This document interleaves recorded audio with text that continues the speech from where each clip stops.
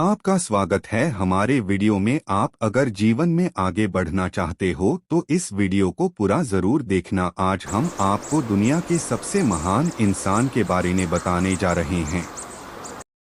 एक ही रात में बाल झड़ने होंगे गारंटी से बंद। एक गांव में एक किसान अपने दुखों से दुखी था। किसी ने उस किसान को बताया कि तुम अपने दुखों की दोस्तों, कई बार हमारे जीवन में बहुत सारी कठिनाइयां दुख आते हैं और हमें लगता है कि यह दुख सिर्फ हमें ही है और हम उस दुख को लेकर आत्महत्या करने की कोशिश करते हैं। यह हो सकता है कि हमारा मन हमेशा बेचैन रहता है। मगर दोस्तों, आप इस गौतम बुद्ध की कहानी को ध्यान से पढ़कर अपनी जिंदगी के सारे दुखों को दूर कर सकते हैं। किसान बुद्ध के पास पहुंचा। एक गांव में एक किसान अपने दुखों से दुखी था। किसी ने उस किसान को बताया कि तुम अपने दुखों की समाधान के लिए बुद्ध की शरण में जाओ। वह तुम्हारी सभी दुखों की समाधान कर देंगे। यह सुनकर वह किसान बुद्ध की शरण चल पड़ा। दुख की घड़ी में क्या करें, जानिए गौतम बुद्ध से। जैसा कि हम सभी के जीवन में होता है, वह किसान भी अनेक कठिनाइयों का समाधान कर रहा था। उसे लगा कि वह दूसरे कठिनाइयों से निकाल लेगा, कोई उपाय बता देंगे। वह किसान बुद्ध के पास पहुंचा और उसने बुद्ध से कहा, हे बुद्ध, मैं किसान हूं, मुझे खेती करना अच्छा लगता है, लेकिन कभी भी वर्षा पर्याप्त नहीं होते और मेरी फसल बर्बाद हो जाती है। पिछले साल भी मेरे पास खाने को कुछ नहीं था और इस साल जब मैंने फसल बोई तो इस बार बहुत अधिक वर्षा हुई, जिसके कारण मेरी फसल को नुकसान पहुंचा। अभी भी मेरे पास खाने को पर्याप्त नहीं है। बुद्ध उसकी बात शांतिपूर्वक सुनते रहे। जिंदगी बदल देने वाली कहानी। किसान ने कहा, मैं विवाहित हूं, मेरी पत्नी मेरा ध्यान रखती है, मैं उससे प्रेम करता हूं, लेकिन कभी कभी वह मुझे परेशान भी कर देती हैं। कभी कभी मुझे लगता है कि मैं उससे परेशान हो गया हूं और कभी मुझे लगता है कि वे मेरे जीवन में न होती तो अच्छा होता। मेरे बच्चे भी हैं, वे भोले हैं, पर कभी कभी वे मेरी अवज्ञा कर देते हैं और कभी तो वे मेरी बात नहीं मानते, तो मुझे ऐसा लगता है कि मानो वह मेरे बच्चे ही ना हो। किसान ऐसी ही बातें बुद्ध से करता गया और एक एक करके अपने सभी घटनाओं को बुद्ध को बताया।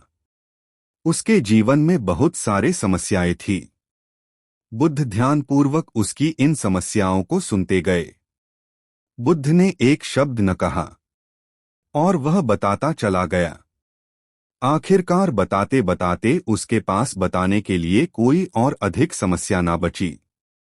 अपना मन हल्का कर लेने के बाद वह चुप हो गया और प्रतीक्षा करने लगा कि बुद्ध उसे कुछ बताएंगे, लेकिन बुद्ध कुछ भी ना बोले। उसने बुद्ध से कहा कि मैं आपके पास आया हूं, क्या मेरे समस्या का समाधान करेंगे? बुद्ध बोला, मैं तुम्हारी कोई मदद नहीं कर सकता। आलस्य को कैसे खत्म करें, दुख को कैसे दूर करें? किसान ने अचंभित होकर कहा, यह क्या कह रहे हैं आप? सभी कहते हैं कि आप सभी के दुखों का निवारण कर देते हैं, तो क्या आप मेरी दुखों का निवारण नहीं करेंगे? इसलिए क्या मैं एक गरीब किसान हूं? बुद्ध ने कहा, सभी के जीवन में कठिनाइयां हैं, तुम्हारे जीवन में कोई कठिनाइयां नहीं हैं। यह कठिनाइयां तो सभी के जीवन में आती है और जाती है। कभी मनुष्य सुखी होता है, कभी दुखी आता है, अभी उसे पराये अपने लगते हैं और कभी कभी उसे अपने ही पराये लगते हैं। यह जीवन चक्र है, इनसे कोई नहीं निकल सकता। वास्तविकता यह है कि हम सबके जीवन में 83 कठिनाइयां हैं। मेरा, तुम्हारा और यहाँ उपस्थित हर व्यक्ति का जीवन समस्याओं से ग्रसित है। तुम इन 83 समस्याओं का समाधान नहीं कर सकते, कोई नहीं कर सकता।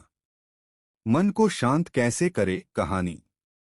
जीवन का कोई भरोसा नहीं है।